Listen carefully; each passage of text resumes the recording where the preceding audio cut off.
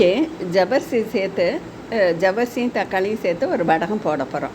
இதுக்கு தேவையான பொருட்கள் 2 டம்ளர் ஜவ்வரிசியை நாள் ஊற வச்சுக்கலாம். அதுக்கப்புறம் ஜீரகம், கொஞ்சம் எள், தேவையான உப்பு, மிளகாய், அது பச்சை மிளகாய் இருந்தாலும் சரி, வரமிளகாய் இருந்தாலும் சரி, கொஞ்சம் பெருங்காயம். தக்காளியை ஒரு 1/4 கிலோ தக்காளி வச்சுக்கலாம். அதை மிக்சியில் நல்லா அரைச்சி பேஸ்ட் மாதிரி பண்ணிக்கணும்.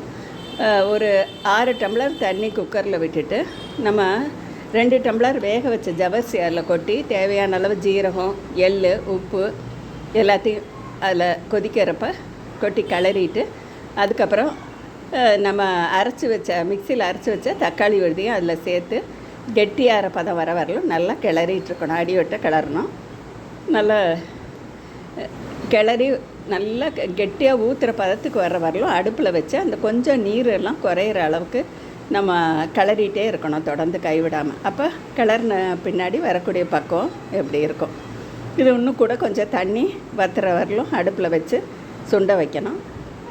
அதுக்கப்புறம் மொட்டை மாடியிலையோ இல்லைன்னா பால்கனிலையோ நம்ம பிளாஸ்டிக் ஷீட்டு விரித்து கரண்டியில் எடுத்து ஒரு கரண்டியாக ஊற்றி நம்ம காய வைக்கணும்.